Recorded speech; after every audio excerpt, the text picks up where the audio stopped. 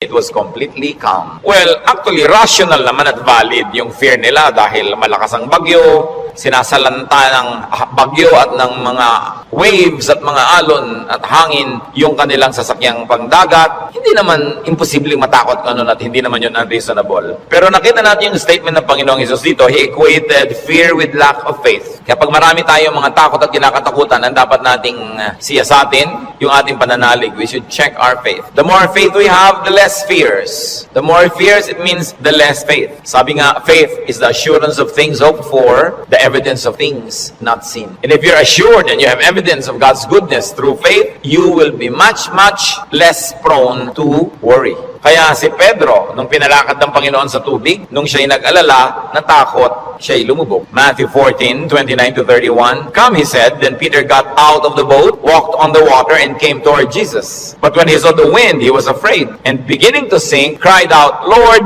save me. Immediately, Jesus reached out his hand and caught him. You of little faith, why did you doubt? In both cases, yung lulubog na bangka at lulubog na Pedro, pareho silang sumigaw, Lord, iligtas niyo po ako o iligtas niyo kami, at sila naman ay sinagip ng Panginoon at muling napanatag. So nakikita natin, pwedeng mangyari na mag-alala tayo, pwede tayong malibang na manghina ang pananalig, pero pag nararamdaman na natin yun na tayo ay tinatalo na ng takot, magpaligtas kay Jesus, manalangin, tumawag, dahil yung example nakita natin, ang tumatawag sa Panginoon, sinasagip niya. Kaya kung minsan nakakalimot tayong manalig, nakikita mong ninenervyos ka na pala, takot na ang naghahari sa iyong buhay, pangamba, anxiety, even panic, remember Jesus and call upon Him. Siyempre, nakakapanik yung lumulubog ka sa tubig, tulad ng panik ng maraming taong iba't ibang korte at hugis at kulay, but the Lord is still Savior of all our worries and Savior from all our concerns. When you worry too much and you think that your faith is a problem, then ask for more faith. Humingi. Kuminsan ang ating mga panalangin parang grocery list, shopping list, hingi nito, hingi nun. Maganda idagdag dyan yung bagay na hindi material. Humingi ka ng karagdagang pananalig, tibay ng pananalig, sapagkat yung taong may tibay ng pananalig, kahit anong bagyo ang dumating, kahit anong warning at signal ang marinig, hindi siya nababagabag. Mag-alala man, konti lang. Hindi siya natatalo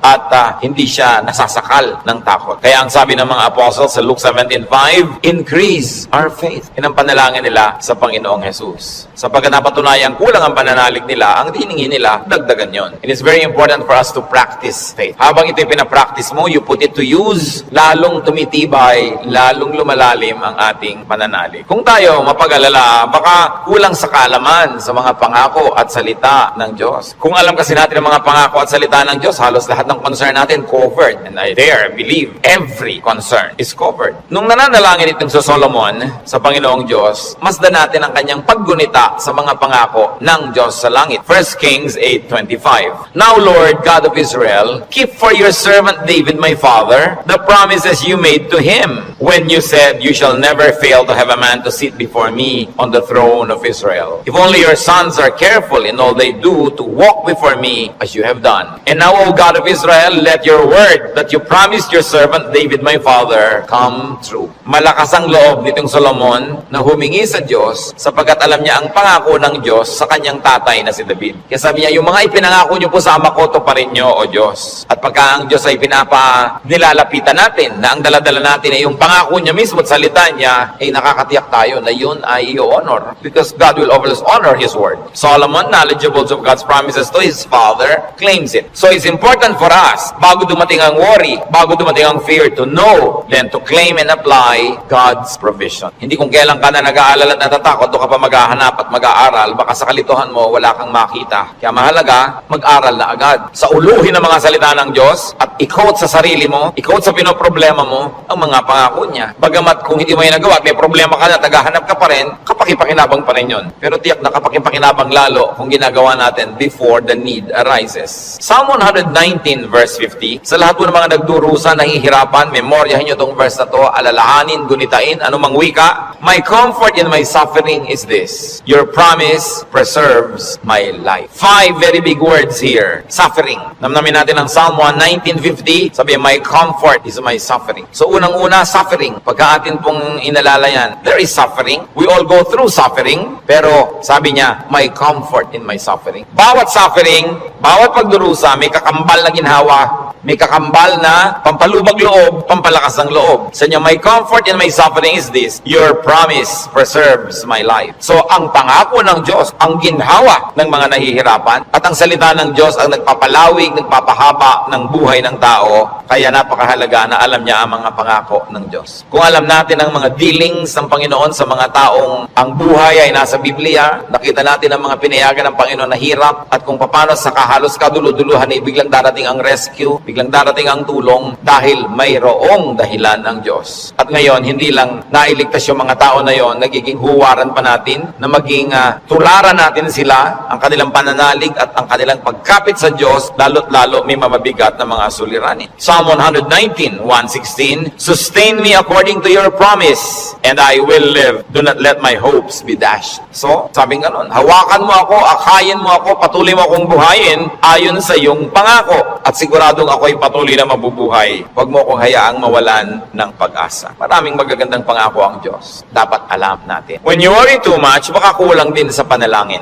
James 5:13, is any one of you in trouble? He should pray. Nakita niyo yung simple, mabisa, makapangyarihang solusyon pag ang tao may trouble, he should pray. Unang-una, prayer can change the situation. And even if prayer doesn't change the situation, praying will change your heart. Kaya hindi pwedeng yung prayer walang pakinabang. Maaaring gawin ito yung ginugusto natin na mabago ang sitwasyon, malutas ang problema, dumating ang solusyon, etc. etc. O kaya hindi man ganon, na bago naman ang pananaw natin, na bago ang ating pag-iisip, ganun pa rin ang bunga, tumahimik ka. Ang mahalaga naman sa tao yung payapa siya. Yung tahimik ka kahit may problema, kahit nga hindi masolve yan, tahimik ka pa rin. Daig mo pa yung nasolve yung problema, pero magulo pa rin siya ang isip niya. Kaya ang mahalaga yung kalooban. At napaka-importante nito mga kapatid, tandaan natin, hindi ninyo kayang kontrolin ang mundo. Hindi ninyo kayang kontrolin ang global warming. Hindi nyo kayang kontrolin ang earthquakes. Hindi nyo kayang kontrolin ang mga political turmoils. Hindi nyo kayang kontrolin maging sakit. Pero kaya yon ng Diyos. Kaya pag ipinapanalangin mo at inilalapit, ang laki-laki ng nagiging inhawa mo dahil alam mong alam yun ng Diyos. At kung gusto niyang baguhin yon, sinong makakapigil sa Kanya? At kung hindi niya binabago, meron siyang magandang dahilan. Manalig ka na magandang kanyang dahilan kahit kung minsan hindi naabot ng iyong isip. Pero eto pa, kung hindi mo makontrol ang mga bagay na yan at hindi kinontrol ng Diyos para sa kagustuhan mo, meron ka pang pwedeng kontrolin, kapatid, yung kalooban mo. Pag pinili mong manalig, pinili mong sumamba, at pinili mong pumanatag sa salita ng Diyos, hindi ka tatablan ng pinoproblema mo. Kaya laging kapaki-pakinabang ang pananalangin. So you always pray and pray and pray. Yung madalangin yan, malayo yan sa pag-aalala. Lalo't ang pananalangin ay punong-puno ng pasalamat. Kasi kung nananalangin ka ng nagpapasalamat, oo nga naman, naaalala mo unti-unti na ang dami ng mga maganda sa buhay na dapat ipagpasalamat, nababalanse ang iyong alalahanin at natutuwa ka pa kung lumaon. Ngayon, maraming ganito mga kapatid. Sobrang nag-aalala, matatakotin, nerbyoso, dahil kulang lang sa saya, kulang sa libangan o sa sarap sa buhay. Napakahalaga na ang tao ay may saya, may libangan at may sarap ng buhay. Kaya marami mga tao naghahanap ng aliw kung bakit marami naman sa atin, kahit nakakaranas tayo ng hirap, nagiging judgmental tayo sa mga nag-aaliw. Ano naman ang sama sa mag-aliw? Kung hindi mo ninanakaw ang iyong aliw, wala kang pinapatay, wala kang ginagawa ng masama. Kaya pag tumatanda na ang tao, marami dyan nagkakaroon ng diversyon. Alam nyo yung may diversyon? Napakalaking blessing yan. Kasi ang daming alalahanin. Pag tumatanda ka na, nararamdaman mo na yung mga kasukasuan mo, ayaw na masyadong tumiklop o bumuka ang mga tuhod mo at mga braso. Nararamdaman mo nang mahihiluhin ka. Halimbawa, lumalabo ang iyong mata, dumadami ang iyong mga sakit, at kumukonti usually ang iyong pera. Bihira naman yung papayaman, papadami pera, no? Kadalasan papaubos, nawawala ng hanap buhay, nagre-retire, tapos ang mga mahal mo sa buhay na nga uubos na, ang lahat ng mga tiyo mo magulang ubos na, parang yung kayo na lang na magkakapatid ang next in line. Dati may mga matatanda kang tinitingnan, pinagmamanuhan. Ngayon, wala na. Ikaw na lang lagi ang pinagmamanuhan. So, inisip mo, ako na kaya next. Yung lampas ka na sa alas 12 tanghali ng buhay, yung mga nasa alas 3, alas 4:30 ka na. Alam mo yun na malapit na akong humarap sa mga katotohanan. Alam niyo yung mga ganon, sobrang magbigay ng alalahanin. At hindi naiintindihan yun ng mga tao na hindi pa nakakaranas noon. Kaya marami sa ganong edad, mga past piti, kung kailan pa nagkaroon ng ganong edad, machichismis pa. Ang bata-bata naman ang boyfriend ni Kumare. Kung biyuda naman siya, di ba? Kung bata ang boyfriend niya, naiinggit ka, di ba? Ang bata-bata naman ang girlfriend ni ganon, kung biyudo naman siya o wala naman siyang asawa, ano naman ngayon? If there are two less lonely people in the world, do not be judgmental sa mga tao naghahanap ng saya. Kasi kadalasan, yung saya mo na lang ang nagtatawid sa'yo sa dilim ng gabi. Yung konting saya mo na lang ang nagbibigay sa ng dahilan para mabuhay pa uli, para bukas o next week. Yung konting libangan mo ang nagbibigay sa'yo ng liwanag sa otherwise ang dami-dami mo mga alalahanin sa buhay. Hindi dapat silang ginajudge. Pag may nakikita kang dalawang taong magkasama, hindi sila magkaedad, ang tanda-tanda naman ng boyfriend niya, baka naman kulang siya sa pag-ibig ng magulang nung araw. Mabutit nakakuha na ng husband, meron pang tatay. Kung minsan bonus, may lolo pa. Inggit ka, di ba? Kung minsan naman, bakit kaya ang bata-bata nang nagugustuhan nito, may edad na siya? Kung puro kapwa matanda niya ang nakikita, ang pinag-uusapan laging arthritis, blood pressure, blood sugar, mga katarata, glaucoma, nakaka-depress. Kaya kung minsan masarap kasama yung bata na walang iniisip ng mga alalahanin, puro happening at gimmick ang naiisip, nalilimutan mo mga problema mo. At yung problemang hindi nasosolve, malaking bagay, kung nalilimutan man lang kahit sandali, because you keep your sanity and you keep your cheerfulness. Mga kapatid, huwag tayong killjoy sa mga taong humahanap ng ligaya. Kasi hindi nyo naman papaligayahin Halimbawa, yung nanay nyong byuda, may boyfriend. Mano, byuda naman. Bakit sasamahan mo ba siya pag gusto niyang manood ng TV? Sasamahan mo ba siyang manood ng sunset? Hindi rin naman. Busy ka rin sa sarili mong asawa at mga anak. Tapos pinagkakaitan mo yung nanay mo, yung tatay mo ng kaligayahan. Ang mga tao kasi, maraming dala, maraming problema. Matuwa tayo pag nakakakita sila ng konting itinatawid sila sa ganong mga hirap. Pasalamat ka na hindi na nga ikaw ang magtatawid at hindi na ikaw yung kailangang laging nandoon. People have needs. Kaya kailangang maging maunawain. Kaya kung marami tayong mga alalahanin, baka kulang ka lang sa entertainment. Hindi naman masama yung entertainment Basta wala kang binibreak na law of God. Kumisa kasi yung mga relihiyoso kung bakit galit na galit sa mga tao. Hoy, alam mo, Christian na Christian si nakita ko siyang nagbingo. Kung lumigaya ba siya, hindi naman ninakaw sa'yo yung pantaya.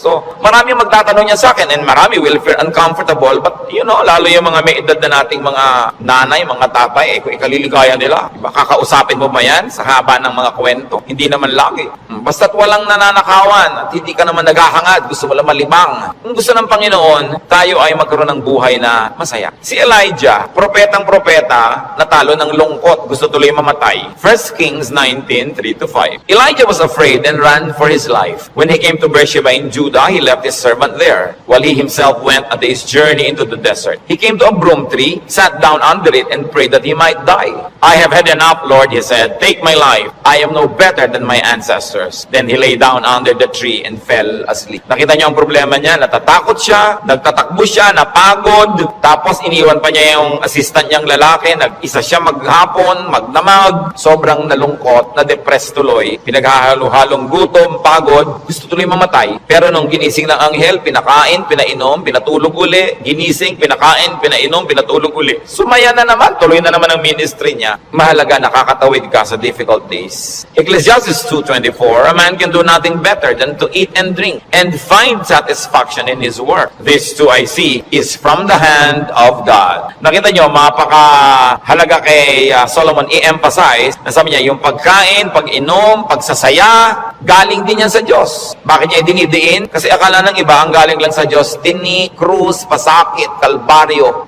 ganun. Kung kailangang danasin yon, danasin. Pero hindi laging ganun ang kalooban ng Panginoon. Gusto niya tayo na mag-enjoy. At sinabi, to find satisfaction in all His work. Not in somebody else's work, not in somebody else's fruits, but in someone's work. In other words, kung nasan ka, anong ginagawa mo, doon ka umimbento ng saya. Doon ka humanap ng ikaliligaya mo. Sapagkat yun ang doable, yun ang reachable. Ecclesiastes 3:13, that everyone may eat and drink and find satisfaction in all his toil. This is the gift of God. Gusto ng Diyos, pag kumakain ka, masaya ka. Umiinom ka, na-enjoy mo yung iniinom mo. May ginagawa ka, hindi ka nagdadabog, natutuwa ka sa ginagawa mo. Ang payo pa ni Solomon, Ecclesiastes 9:8, always be clothed in white and always anoint your head with oil. Baka naman bukas sa kaputi na kayo lahat. Yung puti kasi is associated with linen sa Israel at sa mga disyertong bansa tulad ng Egypt, kaya lahat ng mga nobles laging naka-white, nakalinen. Ibig sabihin kasi comfortable and beautiful. So ang sinasabi ni Solomon, be comfortable, have pleasure treasure and enjoy beauty even in what you wear. Sa dami ng lungkot ng mundo, pag may konting saya na pwede mong kunin sa hangin, kunin mo. Pag may konting kaligayahan, kunin mo. Kasi maraming kalungkutan na hindi mo pwedeng iwasan. Mabuti na yung marami kang deposit sa alkansya ng saya para pag may panahon ng pagdurusa, may madukot kang saya, pampalakas sa mga araw na malungkot ka. Kaya kung may pagkakataong sumaya, magpakasaya ka. May pagkakataong gandahan ng environment, gandahan mo kasi kung minsan napipilitan kang tumingin sa hindi maganda. Meron kang pagkakataong guminhawa, pag ginawahin mo. Kasi maraming beses hindi ka maginhawa at wala kang magagawa tungkol doon. So buti na yung marami kang pabaon sa sarili mo na saya, tawa, kagandahan para pagka panahon ng tagsalat, meron kang panggagalingan ng lakas. Surround yourself with what is beautiful and pleasurable and comfortable. Sabi nga ni Balagtas, sapagkat ang mundo'y bayan ng hinagpis, mamamaya'y sukat tibayan ang dibdib. At ang isa sa mga pagpapatibay niyan, whenever you can be happy, so that when sadness that cannot be avoided comes, then you are well equipped because yung balance mo, kahit ma-withdrawan ng lungkot, yung sayang nakatago, ang balance mo, marami pa rin sayang natira. Kaya ministry natin, mga kapatid, na magpasaya rin sa isa't isa. Hindi magpalungkot. Hindi may nagsasaya, maiinis ka. May nagkakakanta ng I did it my way, babarilin mo. Hayaan mo siya magkakanta. Alam mo ba kung anong problema niya sa buhay? Baka kailangan niya ang kidney transplant. Baka yung asawa niya may cancer. Baka ang mga anak niya walang pangmatrikula. At gusto na niyang tumalon sa ilog na walang tubig dahil El Nino. Kaya ang laki ng problema. Tatalo ka sa ilog, di ka malulunod. So malaking problema yun. So kumanta na lang siya ng I did it my way kahit wala sa tono. Babarilin mo pa. Surviving na nga yung tao. Marami sa atin, they're just trying to survive. Kung minsan nagdadamit ng akala mo payaso o Santa Claus o snowman, hindi mo siya maintindihan. Pero kung nagpapaligaya ba sa kanya, hindi naman ninakaw sa iyo yung suit niya, anong paki mo? Hayaan mo siya, masaya siya. Hindi natin dapat ginadjudge yung kapwa according to our standard. Ako, hindi ko isusuot yan. Eh siguro, kontento ka sa buhay mo ngayon, masaya ka. Iba kami hinahanap siyang ligaya na hindi mo naman ibibigay. Eh ano ngayon kung gano'n ang suot niya? Mahalaga sa spiritualidad, ang tunay na spiritualidad, ang bunga niyan mga kapatid, kabaitan sa kapwa. Kung hindi ka mabait, kahit sa ulo mo yung buong Biblia, sayang lang. Para ano? When you worry too much, baka sobra ka ng pakikinig sa balita, bad news. Yung makinig sa balita, manood ng primetime TV, garantisado lulungkot ka kung hindi ka mawawala ng ganang kumain dahil oras ng hapunan. Babae, tinadtad, sinigan, inilagay sa drum, nilagyan ng semento, hinulog sa dagat. Gusto niyo bang panghimagas yan sa inyong paghahapunan? O kaya appetizer, kung late kayong wala kayong mapapala kapapanood niyan. Hindi niyo naman kailangan malaman. Nananakot lang para bumenta. Siyempre, because bad news is good news in journalism. Ibig sabihin, papansinin ng tao. Pag nagpapakinig ka sa mga El Nino, La Nina na yan, mga earthquake, takot ang aabutin mo, may magagawa ka ba dyan? Ikaw ba si Bernardo Carpio? Sige, pigilan mo ang paggalaw ng lupa para huwag lumindol. Kaya mo ba yan? So yan ang mga takot na hindi mo naman kailangang entertainin. Kasi wala ka naman magagawa tukol dyan. Kaya manalangin ka. Yung sabi, pray, pray, pray.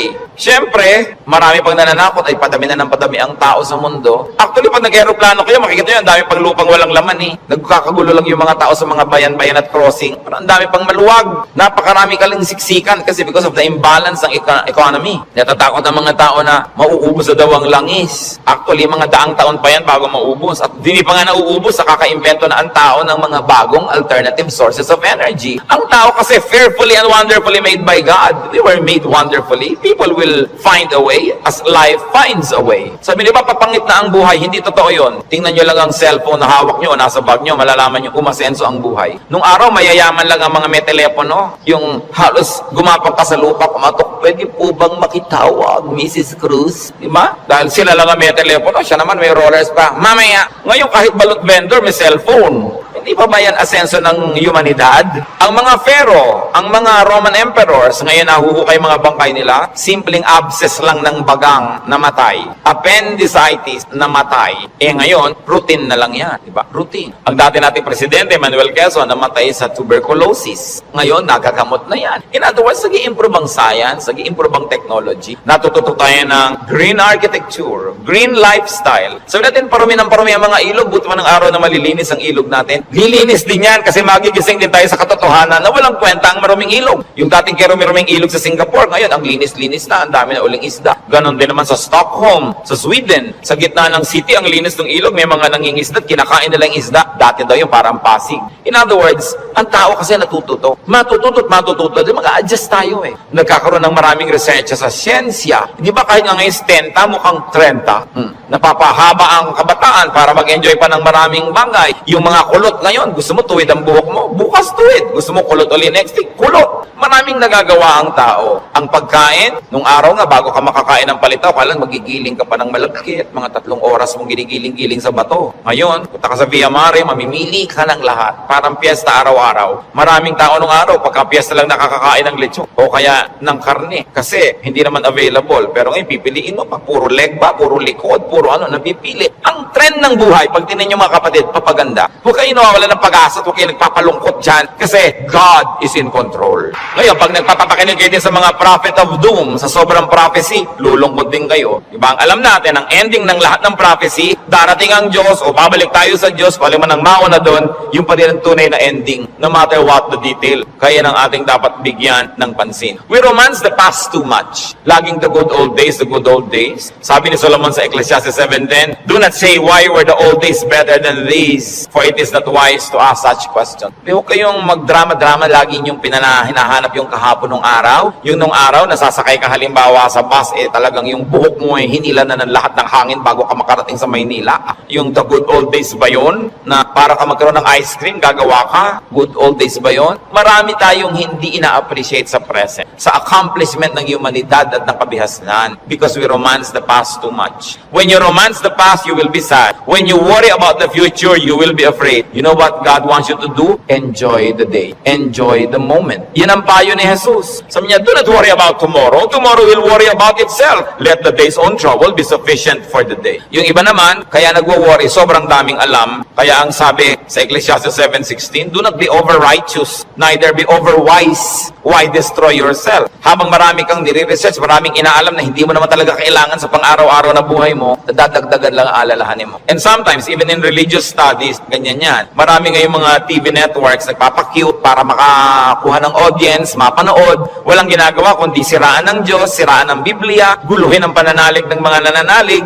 Tapos pag naman nanood ka ng nanood, nakinig ka ng nakinig, ang ending mo ngayon, malilito ka. Hindi ka ngayon makatulog. Anong bunga nun sa'yo? So huwag mo na lang panoorin. Tahimik ang pananalig mo, peaceful ka, that is a gift from God. Do not permit the enemy to disturb you. Kaya sabi, why destroy yourself? Don't be overwise. Alam niyo yung pagiging wise, it's a very difficult and a very high calling. Kaya mga tinatawag ng Diyos na maging mga philosopher, maging mga prophets, maging mga mangangaral, mahirap yun. Kasi pag lumalalim, tumataas ang iyong alam, nagiging vulnerable ka to so many anxieties and fears. You become vulnerable to a lot of isolation and sadness. Kaya nga yung mga tinawag ng mga special people to be God's channels of blessing and wisdom to others and to the multitudes. That's why we privilege them with respect. We privilege them with a lot of things. Kasi ang pwede lang nating isukli sa ating mga propeta, sa ating mga mangangaral, sa ating mga philosophers, ang pwede lang nating isukli sa kanila, pagmamahal, pag-ibig, pagrespeto, kasi dinadanas sila ang maraming hindi na natin dinaranas. Sa kanila ibinubunyag ang mga malalalim, mahihiwaga at mahihirap na mga bagay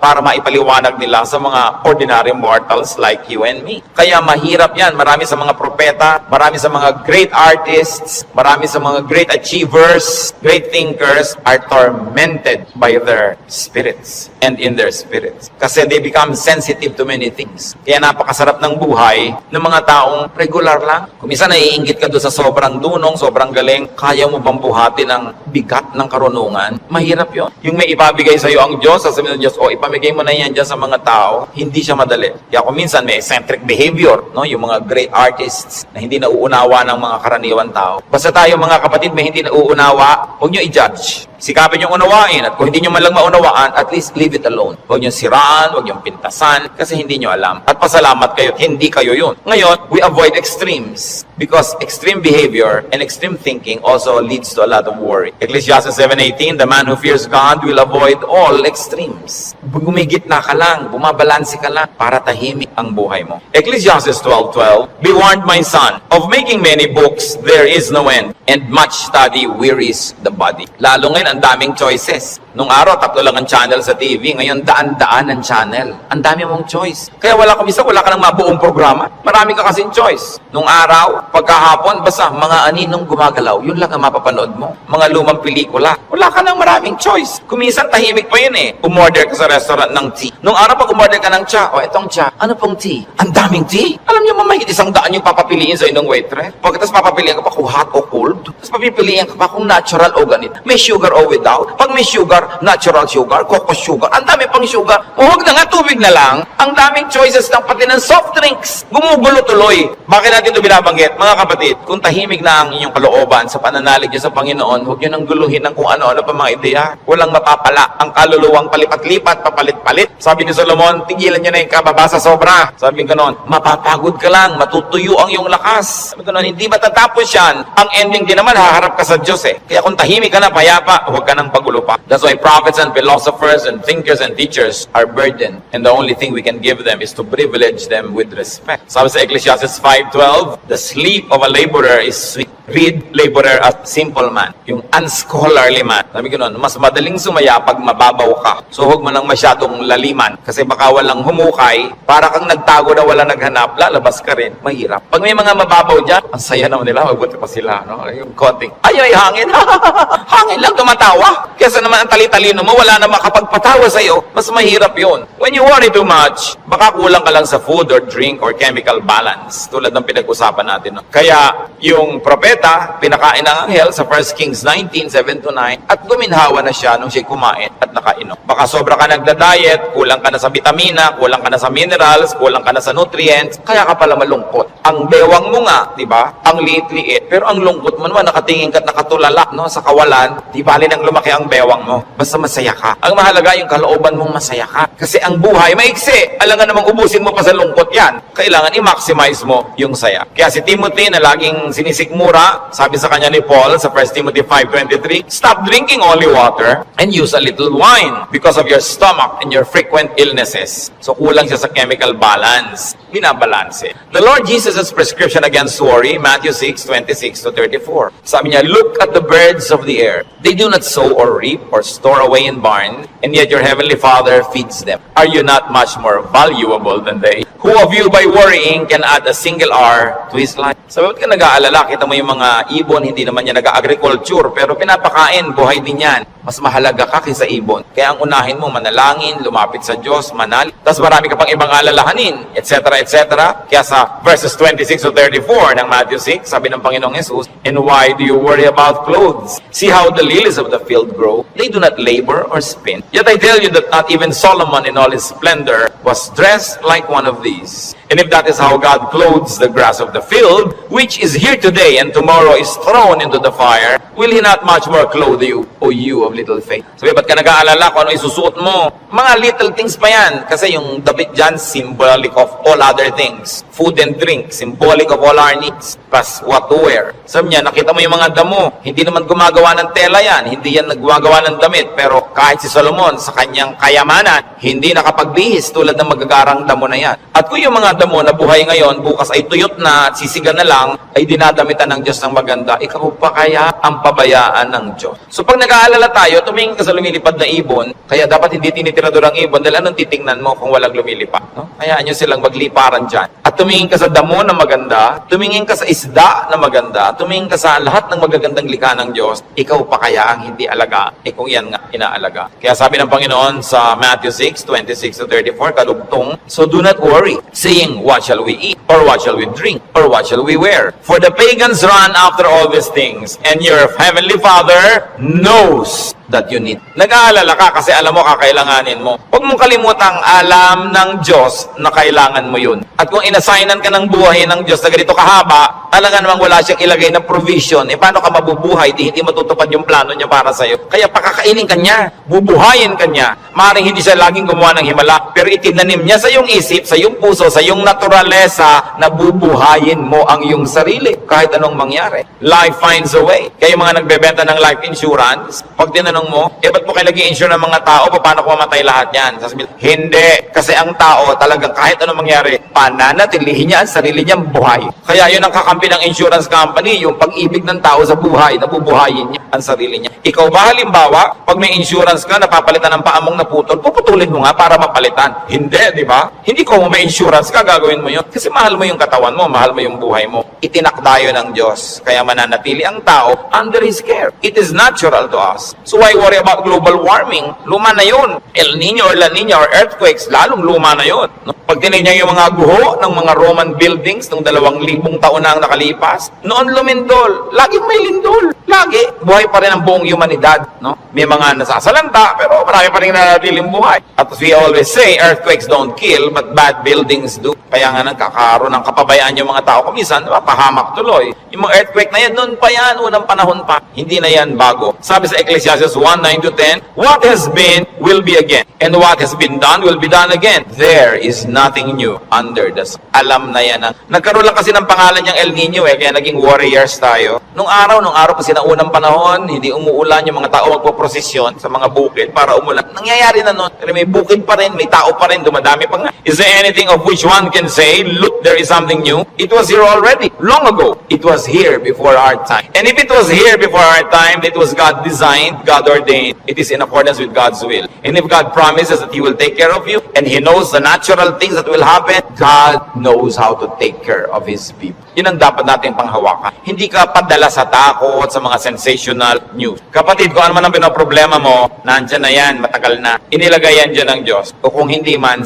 pinayagan niyang malagay yan dyan, alam niya. At kung alam ng Diyos, pwede kang magtiwala. Huwag mong problemahin. Listen, church, ang problema, nagiging problema kasi pinoproblema. Pag hindi mo pinroblema, di hindi problema. Kaya dalawang tao, dalawang ina, yung isa yung anak, wala pa, alas 2 na ng umaga, balisang-balisa, hindi makatulog. Yung isang ina naman, tulog na tulog, parehong wala yung anak nila. Yung isa kasi pinoproblema niya, yung isa hindi. So, malaki na yun, alam na niya umuwi. Lalong-lalo kung may pangatlo pa na hindi naman problema, tapos niya, ipinanalangin ko na sa Lord. Wala ako sa kinakalagyan ng anak ko ngayon, pero nandun ang Diyos, so binilin ko na. In fact, mas mahal naman ng Diyos yung anak ko kaysa mahal ko yung anak ko. So magtitiwala ako at matutulog ako dahil anong mapapala kung gising ako dito. So iba-ibang attitude, pare-parehong sitwasyon. Your attitude will shape your lifestyle. Ganun nyo. Kung minsan, merong mga asawa na hindi na halos pansinin ng asawa nila, laging wala. Merong mga nag-aalala, bakit siya laging wala, etc. etc. Meron mga, ay, salamat, wala siya. Marami akong magagawa ngayon, walang abala.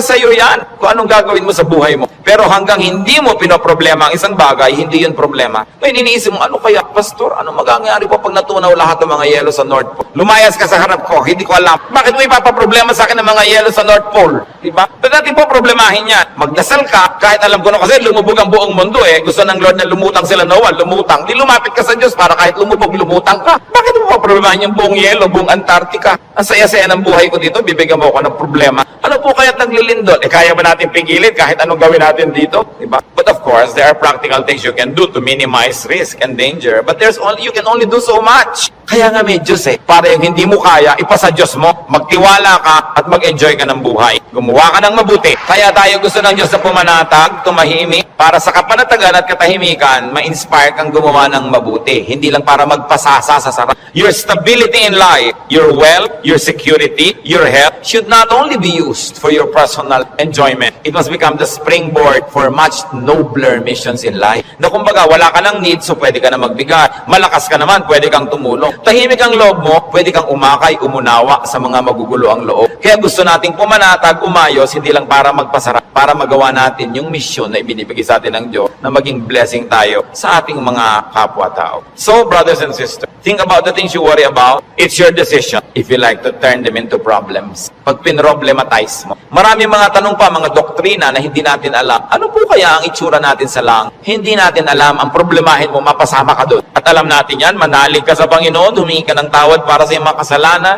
tanggapin mo si Jesus sa Panginoon tagapagligtas, at siya na ang may problema sa mga detalye. Bakit mo pinoproblema? Kahit naman tayo magtalo, mapuya, hindi natin masasagot. Ipasa Diyos ang mga bagay. Ito ang isa sa mga pinakamalalalim na regalo ng Diyos sa atin sa pananalig. Nagkakaroon ka ng kapayapa. Nagkakaroon ka ng katahimikan. Matthew 6:26-34, karagdagan. Sabi ng Panginoon, sa halip ng mga problema kayo, seek first His kingdom and His righteousness, and all these things will be given to you as well. Therefore, do not worry about tomorrow, for tomorrow will worry about itself. Each day has enough trouble of its own. Huwag laging alalahanin ang nakaraan, nakakalungkot. Kaya pag kami mga medyo senior ladies magpa-party, tapos ini-invite ako, baka ang tugtog nyo, puro 60s and 70s, ha? Ayaw kong pumunta. Puro na lang tayo nung high school natin, nung ganyan.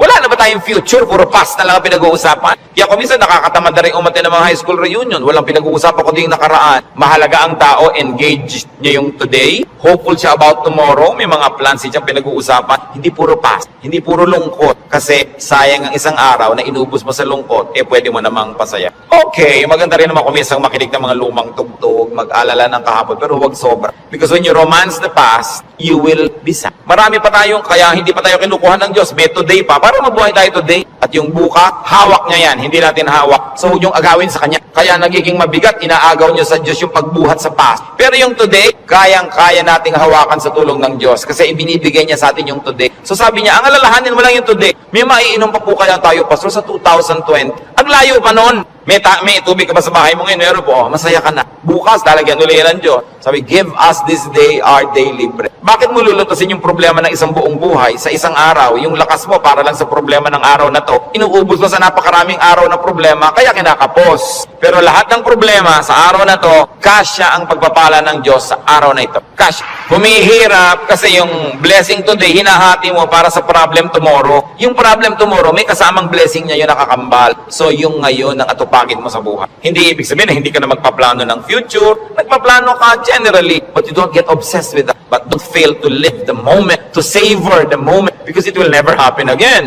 Alam nyo, kahit anong iniintay nyo, pag wala kayong ginawa kundi hintayin nyo, ganun lang pala, sandali lang tapos. Araw ng kasal, anibersaryo, fiesta, event, ang tagal mo pinaghahandaan, tapos sandali lang natapos, sasabi, ay tapos na. Marami kasi, nahihirapan silang ihanda yung darating pa, pero pag nangyayari na, they are too busy trying to be perfect, hindi nila na-enjoy. Tapos na. Wala na, lugi na sila. So enjoy the moment. Pag kami ikinakasal ako, may ibinubulong akong gano'n. Minsan may tinatanong sa akin, ano po yung ibinulong nyo, Pastor? May mga pakialamera kasi pati ibinulong mo, tinatanong. Sabi ko, wala. Sinabi ko lang, pagkakainan na, kumain kayong mabuti. Huwag kayong mag-entertain ng mga bisita. Tayo kayo ng tayo. Kasi this is your first meal together as husband and wife. Enjoy it. Stop being warriors and perfect hosts. Enjoy your meal. Ito yung meal, enjoyin. Debo mo ngayon, enjoyin mo. Huwag mo nang isipin na kung ano ang bagay kasi mamaya tapos na yan. Dapat pag pangbukas, malayo pa. Do not worry. Focus on today's concerns and pleasures and enjoy whatever can be enjoyed. Philippians 4:6-7. Do not be anxious about anything, but in everything, by prayer and petition, with thanksgiving, present your requests to God. And the peace of God, which transcends all understanding, will guard your hearts and your minds in Christ Jesus. Sabi, huwag kayong mag-alala, huwag kayong matakot, huwag kayong tungkol sa kahit anong bagay. At sa halip na yan, sa pamamagitan ng pananalangin taimtim na may kalakip na pasalamat, ilapit nyo sa Diyos ang gusto nyo. Sabi niya, at makikita nyo yung kapayapaan ng Diyos na mahirap unawain, imposibleng makamit, mararamdaman ninyo and you will feel sick. So pagka nagkikita yung anxious mga kapatid, nag-aalala, anong dapat gawin? Pray. With thanksgiving. Hindi lang pray, puro request. May thanksgiving. Kasi nga, habang naaalala mo yung pagpapasalamat mo, naaalala mo, oo nga naman, marami maganda sa buhay. Pati ikaw, nababago. Don't be anxious about anything. So do not problematize life in its details. And 1 Peter 5:7 is so very, very powerful. Cast all your anxiety on Him because He cares for you. Sabi, ibigay nyo kay Kristo ang inyong mga alalahanin. Kasi mo, Lord, nag-aalala po ako tungkol sa buhay ko, nag-aalala ako tungkol sa impyerno, nagpapaalala ako tungkol sa buhay na walang hanggan, sa kabilang buhay, nag-aalala ako tungkol sa kakainin ko, sa ganito, sa ganon. Sabi ni Jesus, binayaran ko na yan sa cross, bakit inaalala mo pa? Bayad na yan ha. Kaya sabi, cast all your anxiety on Him. Kasi bayad na. Ipapaalala sa ni Jesus, huwag mo nang problemahin, tapos na yan, binayaran na. Kaya nga ako nagdugo, nasugatan, nahirap, mahirapan, nagdusa, namatay, para hindi ka na magdusa. Bakit ginokopya mo ako, hindi naman ikaw ako? Ba't ka naman problema? Problema ko yan. Kaya nga si Jesus, Savior. He is Savior. He is Lord. Lord over all our problems and cares. Kaya sabi ng Ecclesiastes 11:10, so then, vanish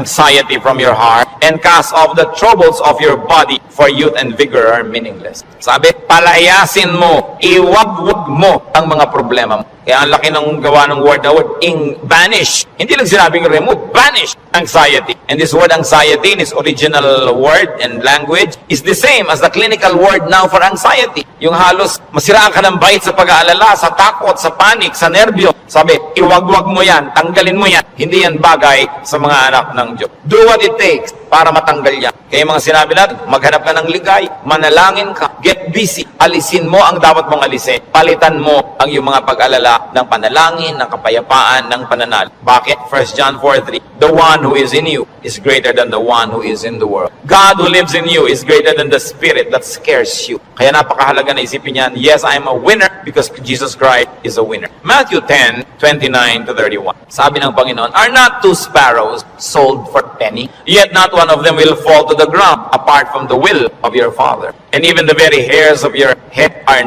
all numbered. So don't be afraid. You are worth more than many sparrows. Yung maliliit na ibon sa Israel, ang mura-mura, dalawa nun, isang pera lang. Para halos economic value. Sabi ng Panginoon, hindi ba ang mumura ng mga ibon na yan halos walang halaga? Pero wala ni isa sa mga yan ang namamatay nang hindi alam ng Diyos at hindi pinapayagan ng Diyos. Pati sila, pinapayagan mo na ng Diyos na mamatay bago mamatay. Alam ng Diyos ang nangyayari sa kanila. Ikaw, sabing ganon, pati nga number ng buhok mo dyan sa anit mo, alam niya. Alam ng Diyos kung ilan ang nalaglag sa unan kagabi, sumama sa shower, ilan niya kung ilan yung tumutubo, alam niya kung ilan yung nalalagas. Ibig sabihin, ang pagkakaalam ng Diyos sa buhay natin, very updated and very detailed. Kaya sabi niya, huwag kang mag-alala, higit kang mahalaga kaysa maliliit na ibon. Kaya pinapahalaga